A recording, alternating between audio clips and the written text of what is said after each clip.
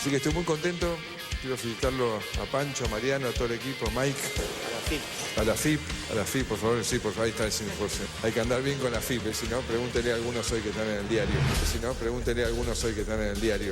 Hay que andar bien, hay que pagar los impuestos.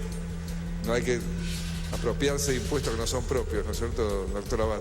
¿Cómo explica entonces a los argentinos el hecho de que su hermano haya blanqueado millones de pesos gracias a una ley que usted reformó por decreto? Que mi hermano haya blanqueado era un derecho que le daba la ley. Que usted reformó por decreto. Y lo hizo dentro de la ley. Se produce el blanqueo de capitales que ya es moralmente ruidoso. Se extiende por decreto a los familiares y la familia presidencial blanquea. Que mi hermano haya blanqueado era un derecho que le daba la ley. Modificar por decreto una ley de blanqueo, ¿está bien?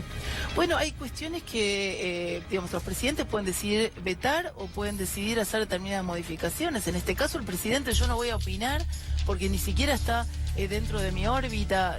¿Cómo funciona el régimen de saqueo en el país? Negocios entre contratistas privados, con negocios con el Estado o con defraudación por evasión impositiva, contrabando, etcétera. Se puede llamar Macri. Hay que pagar los impuestos, que si no, pregúntele a algunos hoy que están en el diario. Que haya sido derrotado Macri. La verdad que era como un parto. Yo no podía creer, no sabía cómo le iba a poder explicar a mis hijos que empresarios ligados al robo del país pudieran ganar. ¿Es bueno que Duhovne me pida que yo pague impuestos por un plazo fijo y tenga plata afuera?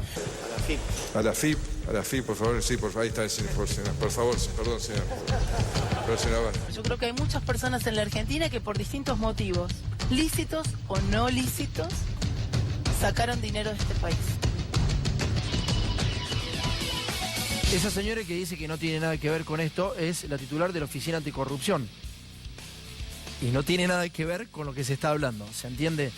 Hay mucho cinismo y hay mucha mentira. Alcira Gumedo está con nosotros. ¿Cómo anda, Alcira? ¿Cómo está? Que dice, muchas gracias por venir, en serio. Por favor, es un gusto. Es hiperconocida por algunos videos muy bien, ¿eh? Una pequeña maldad. Buenos argumentos tiene. Alcira, contame quién es Macri.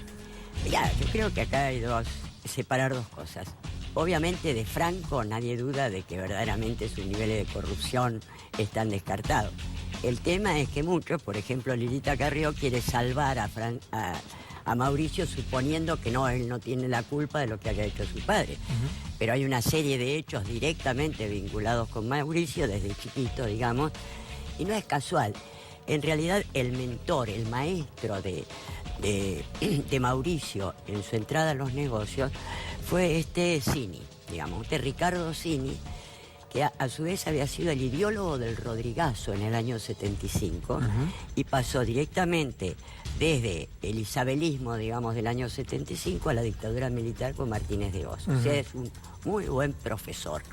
Y cuando él comienza ya a los 28, 29 años, una de sus primeras actuaciones es el famoso contrato para la construcción de cloacas con Juan Carlos Rousselot, las cloacas de Morón, donde el contrato suponía que por una inversión de 20 millones de dólares había que devolver 140 millones de dólares, claro. 7 veces más, con el detalle de que eran los vecinos los garantes del tema. Como siempre. Sí que se hizo un escándalo bárbaro que salvó a los vecinos, porque al año siguiente, en el 89, vino la hiperinflación y ellos hubieran estado endeudados en dólares que triplicaron o cuantriplicaron los precios. Bueno, ahí Rousselot fue destituido, fue un escándalo bárbaro, pero Mauricio como si hubiera sido otro. Digamos. La ex corte menemista tuvo problemas, uno de los principales problemas fue haberlo sobreseído el grupo Macri. Sobre todo haberlo sobreseído con lo que hizo poquito tiempo después, en el 91-92, que fue el contrabando de autopartes, y ahí sí él era el presidente de Sebel.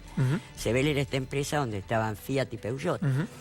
Tenía el 60% del mercado de autos de la Argentina en ese momento, y en el negociado que hacían era un contrabando, exportaban, con todas las comillas del caso, autopartes a Uruguay, ahí se fabricaban autos que supuestamente ingresaban y entonces cobraban derechos a exportación, etc. Fue una estafa al fisco de cerca de 60 o 70 millones de dólares. El tema es que en el 95, cuando esto salta, Cavallo hace un decreto que se llama el decreto Sebel, por el cual les perdona esa deuda. Y en el 2001, cuando ya entran a juicio, los jueces de la Corte Menemista le dan el sobreseimiento. Claro.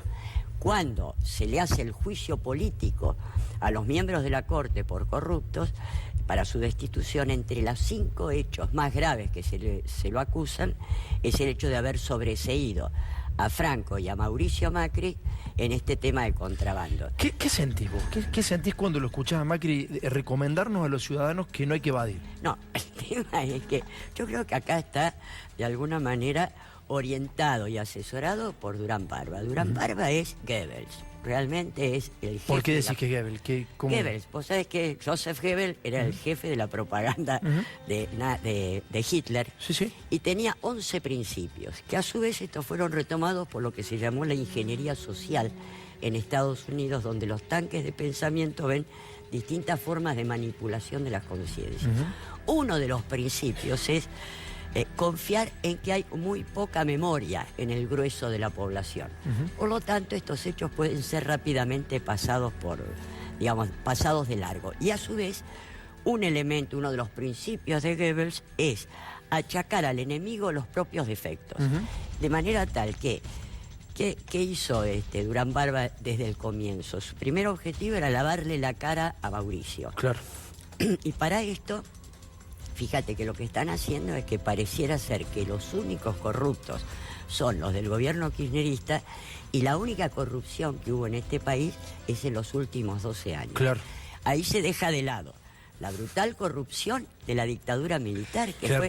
Ellos pasaron de 7 a 47 empresas, se le perdonaron 350 millones de dólares en deuda externa, con un valor actual de 3.500 a 4.000 millones de dólares. Sí, se la perdonaron, pero la pagó el ciudadano, digamos, la pagamos nosotros. Digamos. La estatizaron, es decir, nos la cargaron a nosotros. La deuda que estamos pagando es la deuda, entre otros, de los señores Macri. Esto está probado, digamos, no estamos hablando sobre la nada. No, claro, hay documentos, claro. Es más, está el informe, el dictamen del juez Ballesteros sobre la base de las denuncias de Alejandro Olmos, donde están todas las empresas, bancos, corporaciones que se les perdonó la deuda. Ahora, ni hablar después del tema de Manliva con la recolección de basura en la ciudad de Buenos Aires. Son tipos que han vivido del Estado claramente, que han evadido, que han recibido subsidios. Del saqueo del Estado.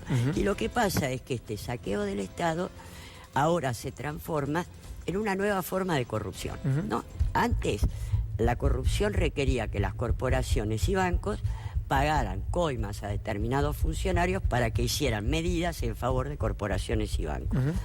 Lo nuevo del gobierno Macri es que son funcionarios directamente los ejecutivos, los CEOs de las empresas. Entonces, el tema es que toman medidas totalmente ruinosas para el país, pero son errores económicos. Por ejemplo, es lo que pasó. Sturzenegger, en su momento, junto con Cavallo, hizo el famoso megacanje, que supuso un incremento de la deuda argentina en 50.000 millones de dólares. Fue sobreseído antes de entrar. ¿Por qué? Porque fue un error económico. Nadie robó 50.000 millones de dólares, ¿te das cuenta?